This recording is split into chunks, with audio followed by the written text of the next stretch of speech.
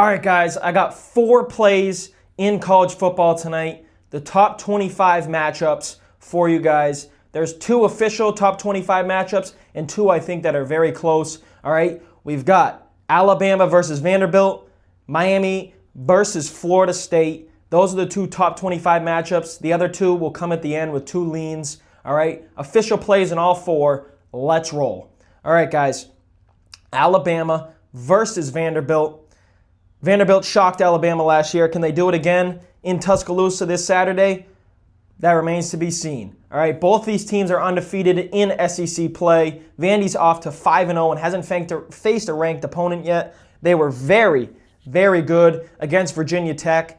And Bama took down number 5 Georgia, but they lost to Florida State earlier in the year. They've been up and down. They're starting to trend in a good direction with the new coach after Saban's left 2 years ago. All right, now for Vanderbilt, you got Pavia. He leads this high-powered attack, all right? 49 points per game, top 10 nationally in yards per play, dual threat ability, keeps these defenses guessing. Now, Alabama, they've got Ty Simpson. He's had a balanced offense again this year, all right? 15 touchdowns, 0 interceptions, and he's got a lot of explosive young receivers. Now, Alabama's defense under Kane Womack is improving. They just held Georgia to 21 points. I don't think Georgia's defense is that impressive. I mean, offense is that impressive. I really don't. Their quarterback's mid at best. Vanderbilt, all right, defensive numbers, they look solid, but they've come against weaker opponents, okay? They got a bunch of turnovers against Virginia Tech. They were horrible, okay? So the coaching contrast, Kalen DeBoer, second SEC season, while Clark Lee, he's steady rebuild, all right, for this Vanderbilt team. Now, I've ran a 10,000 game simulation on this game, and I think Alabama wins about 67% of the time. All right, Vanderbilt only about 33%. I think the numbers here, I got Vanderbilt by 4 in most of my games that I simulated, all right. The key, explosive plays and turnovers. If Pavia can get some big plays, Vandy has a great chance to upset just like they did last year. So while Alabama is a favorite at home, Vanderbilt has the blueprint, and I think that I really like Alabama to win this game. If you can't get it between 3.5, when that line with Vegas is 10.5, I think Vanderbilt has a chance to cover. So my official play, if this line stays above 7 points, I like Vanderbilt. Anything under 7, I would take the favorite in Alabama. Okay, on to the second game.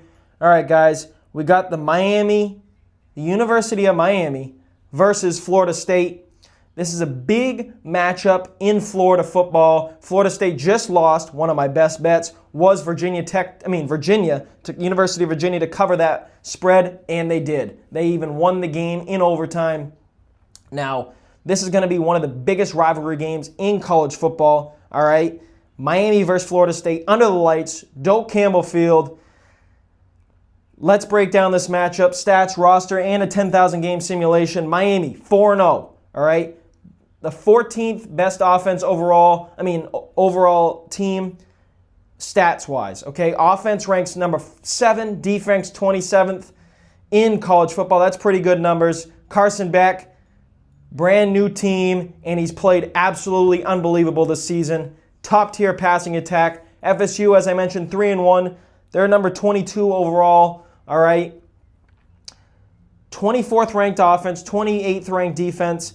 So Miami is better than them in both categories, but they have Castellanos at quarterback. He is a dynamic passer and runner, and he can make a big difference for this Florida State team. All right, key transfers for Miami, C.J. Daniels at wide receiver, Burt Auburn, okay, as their kicker. He's been very good this year. Florida State, Squirrel Wright as wide receiver, Deuce Robinson, tight end, and Schwalk as their running back. All valuable additions for these teams. Now, I think that the edge for both teams is in their quarterback. Beck's efficiency, Castellanos' playmaking. the run game for Miami is going to be huge. Miami's O-line is one of the best in the country. Their O-line and defensive line have been great all season. I have Miami as the number one team ranked in this country. They are my number one team, and that's for a reason. FSU has struggled tackling, and I think that's going to be huge. If Miami can get downhill on this FSU team, I think they have a strong chance of winning this game. Now, third down defense, Miami is elite, only 27% allowed on third down, while FSU is at 36 allowed. So a little bit better there for Miami. Special teams, all right, Miami has the veteran kicker. That gives them the advantage. Home field, it boosts FSU's chances a little bit, but I think Miami is going to go into this territory and really have success, all right? Through my 10,000 game simulation, I have Miami winning 63% of the time. All right, FSU down at 35%. I think Miami covers by 5 points. If this game is at 3.5, 4.5, I would take Miami minus the points all day. Now, I got a slight lean to the over, 53.5. All right, it's pretty much a coin flip. So I would probably stay away from the over, and I'd like Miami in this game. Bottom line, Miami's offense and defense in high leverage downs are just better. All right, they're going to give them the edge no matter what Castellanos do. If he is forced out of the pocket and has to throw it downfield into trouble, I think Miami's defense can get some takeaways. Now, on to the third game, and that's going to be another matchup, and this is between Virginia and Louisville, another ACC matchup. Okay, Virginia with the big win against Florida State last game, like we just talked about, in overtime. Now Virginia heads to Louisville on Saturday in one of the most underrated matchups in the ACC.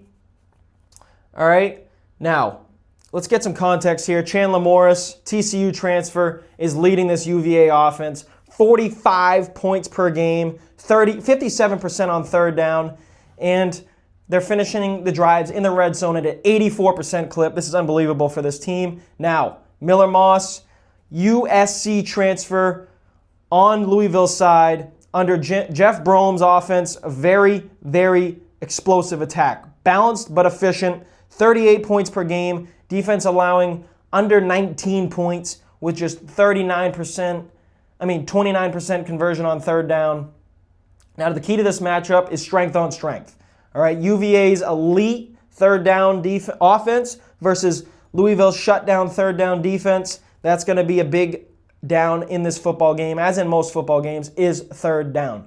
Now, the trenches matter. Louisville's O-line has allowed 6.2 tackles for a loss per game, giving UVA a front chance to disrupt. Their D-line has been good. Now, situational edge, Louisville's at home. Brohm's system thrives in big games, while Virginia's coming off an emotional double OT upset win. So this definitely has potential for it to be a letdown for UVA. In my 10,000 game simulations, I have Louisville winning by about 2 points, 54% of the time. So I think UVA definitely covers the spread, but I like Louisville to win this game. But 67% of the time, I got Louisville covering the 7 points. Now, the total in this game projects around 65 points. So a strong lean on the over, a strong lean on UVA to cover the spread. All right, expect fireworks in a single score game. Now, in the last game, I have Iowa State versus Cincinnati. Iowa State, number 14th in the country. Both teams are close to ranked because Cincinnati's a very good team, and both are hot. Who has the edge? I got Iowa State at 5-0, number 14, averaging 32 points per game, giving up only 14 points. Just over 2 touchdowns, 14.2. Cincinnati comes in this game at 3-1. Fresh off a 37-34 win at Kansas. Offense is averaging nearly 40 points per game. Now, we got some key matchups in this one. Rocco Brissett for ISU is an efficient passer. He's versus Brendan Sorsby for Cincinnati. Dual threat, nearly 10 yards per pass attempt. Now, we got some injuries as well. Iowa State's missing their top 2 cornerbacks.